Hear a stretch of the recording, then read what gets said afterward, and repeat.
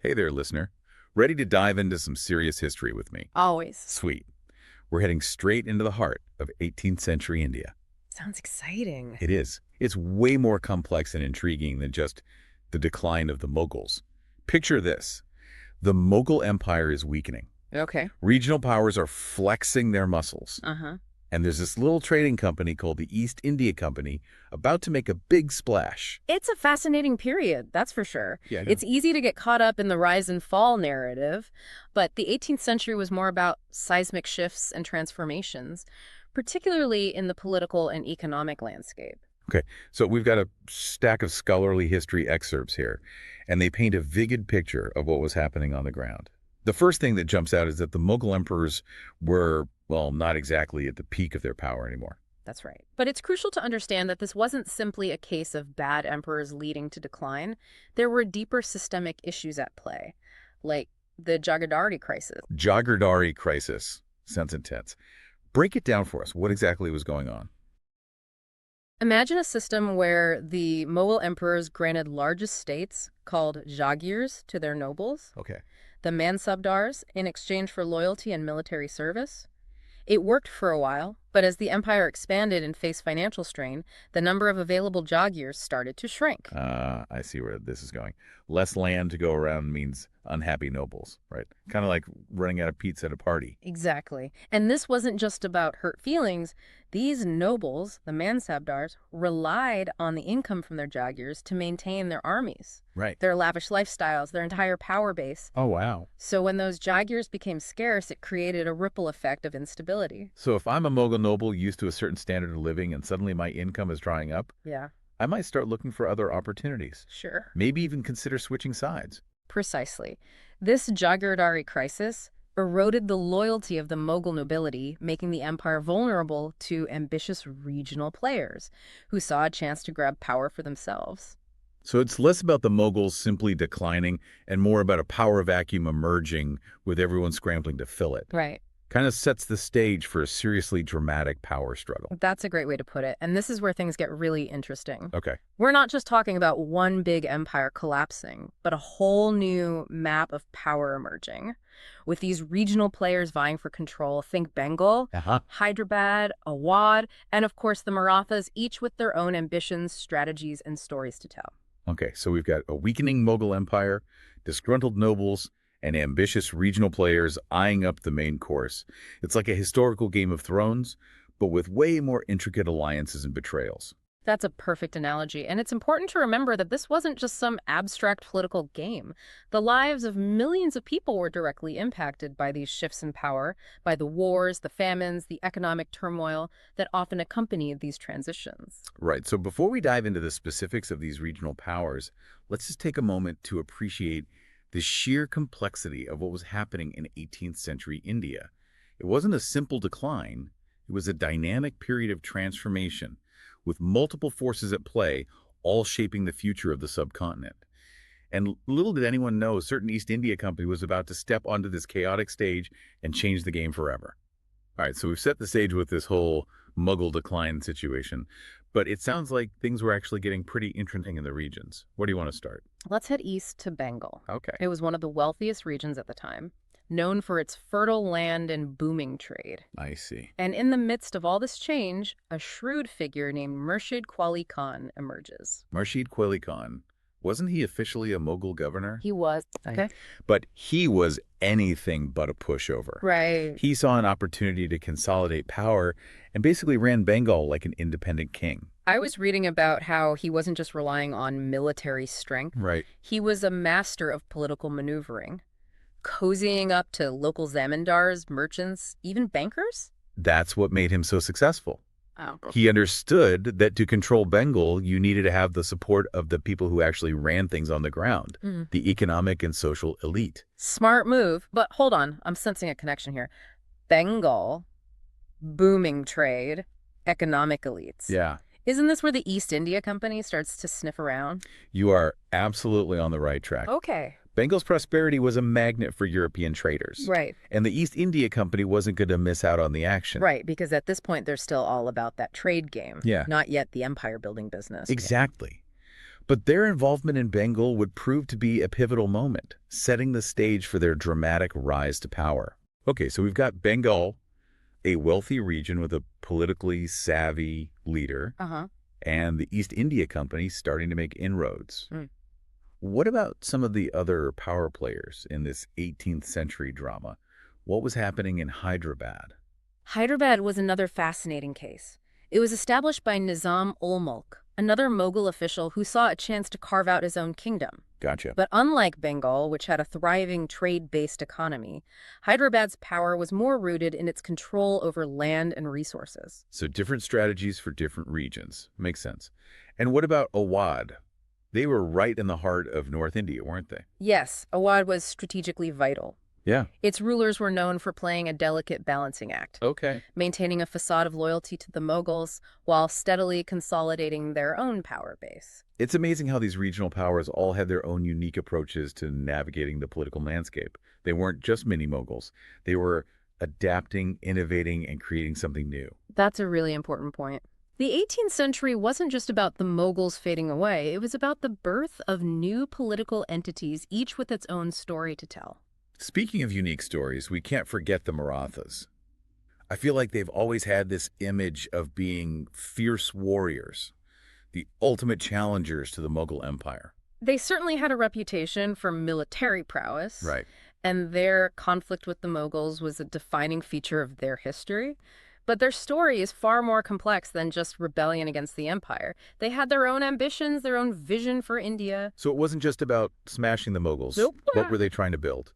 Their rise to power was a long and fascinating saga, starting with Shivaji challenging Aurangzeb in the 17th century. Right. But it really took off under the leadership of the Peshwas, who were essentially prime ministers. They expanded their control over vast territories using a combination of military might and shrewd diplomacy. And I remember reading about their guerrilla warfare tactics, how they levied chauth and sardeshmukhi taxes from other rulers. It was basically a protection racket, but on an epic scale. It was a highly effective way to build an empire. I bet. And their state wasn't structured like the Mughals or these other regional powers. They created a confederacy, a loose alliance of powerful regional chiefs who constantly had to balance their own ambitions with the need for a strong central authority. So it was kind of like a giant, messy coalition government Yeah. with everyone jostling for power. Except, with a lot more swords and horses involved. Exactly. And this confederate structure, while effective in the short term, would eventually contribute to their decline as internal rivalries and power struggles weakened their ability to resist outside forces. And wouldn't you know, it lurking in the shadows, ready to exploit these weaknesses, is the East India Company. They were playing the long game, weren't they? They were masters at exploiting opportunities, and the fragmented nature of the Maratha Confederacy would prove to be their undoing. Okay, so we've got this complex tapestry of regional powers. Bengal, with its savvy leader and booming trade. Hyderabad, with its control over resources. Awadh playing the Mughal court like a fiddle. And the Marathas, with their fierce warrior spirit and complex confederate structure. And weaving through all of this is the East India Company, slowly but surely expanding their influence.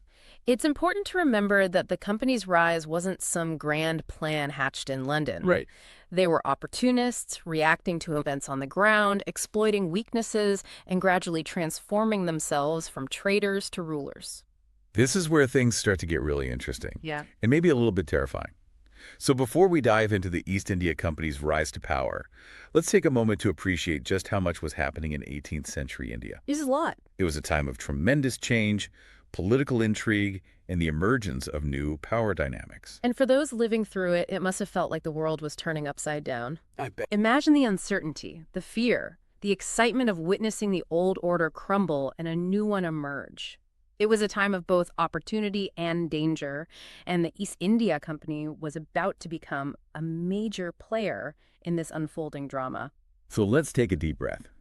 Grab our metaphorical popcorn and get ready for the next chapter in this epic saga. I am ready. The East India Company is about to step into the spotlight, and things are about to get really, really interesting. All right, listener, we've talked about the Mughals losing their grip, regional powers rising, and the East India Company lurking in the background. Now, how did this trading company actually become the rulers of India? That's the million rupee question, isn't it? It wasn't some grand scheme cooked up in London. Right. It was a series of events, decisions, and opportunities that played out over decades. Okay. The company adapted, exploited weaknesses, and ultimately their ambition for profit morphed into an insatiable hunger for power. So it wasn't like they arrived in India with a blueprint for conquest. Not at all. Right. Remember, they initially came for trade. They set up those trading posts, or factories as they called them, Right. with permission from the Mughal emperors. Their early focus was on securing spices, textiles, and other lucrative goods. But somewhere along the line, things changed. Did the weakening of the Mughal Empire give them ideas? Absolutely. As the Mughal grip loosened, the company saw an opportunity to expand their influence. They started meddling in local politics, Okay. playing different factions against each other, Ah. and ultimately flexing their military muscle. And they weren't the only European power with their eyes on the prize, right? Didn't they have some intense rivalry with the French? They're thinking of the Anglo-French rivalry, and it played a huge role in the company's trajectory. Yeah. They were constantly competing for trade, territory, and influence, I see. leading to a series of conflicts, Uh-huh. culminating in the pivotal Battle of Plassey in 1757. Ah, Plassey. That's one of those historical turning points that everyone's heard of. But I'll be honest, I'm a little fuzzy on the details. Yes. Set the scene for us. Yeah. What actually went down? Plassey wasn't a massive clash of armies like you might imagine. Oh. It was more of a calculated political maneuver by the British, led by Robert Clive. They exploited existing divisions within the Bengali court, made alliances with key figures, and essentially manipulated their way to victory. So it was more about strategy and cunning than brute force. Precisely. And the aftermath of Plassey was, well, let's just say it revealed a lot about the company's changing priorities. Okay. There was the so-called Plassey plunder, where company officials amassed vast fortunes. Right. Puppet Nawabs were installed in Bengal, effectively turning the region into a cash cow for the company. Sounds like a pretty sweet deal for the company. Yeah, But not so much for the people of Bengal. you're getting it. Okay. Plassey was a turning point, not just because of the military victory, but because it exposed the company's growing thirst for both wealth and political control. Right. It set a dangerous precedent for how they would operate in the years to come. So they got a taste of power, and they liked it. What happened next? After Plassey, the company's expansion became more aggressive. Okay. They secured the Diwani rights for Bengal, Bihar, and Orissa. Hold on, Diwani rights. We should probably explain that for our listener. You're right. The Diwani was basically the right to collect land revenue, Gotcha. which was the main source of income for any ruler in those days.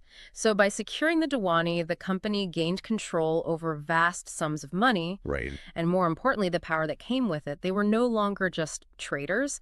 They were becoming a full-blown empire. Wow, so Plassey was like the gateway drug to full-on imperial domination. It was. What did the rest of India think about all of this? Well, they weren't exactly thrilled. There was resistance from various Indian rulers and local populations, leading to a series of conflicts. I see. There were the Anglo-Mysore Wars in the south, where they clashed with the powerful kingdom of Mysore. And of course, the Anglo-Maratha Wars, which spanned decades and saw the company pitted against the formidable Maratha Confederacy. I can imagine those wars were pretty brutal. Hmm. Especially given the technological disparities between the company's forces and the Indian armies. They were indeed. But the company didn't just rely on military might. Oh, They also mastered the art of diplomacy, Ah. or at least their version of it. right. They exploited rivalries between Indian states, forged alliances, and even developed this system of subsidiary alliances. Like, remind me about those subsidiary alliances again. They sound, well, not very subsidiary at all. You're right, the name is quite deceptive. Yeah.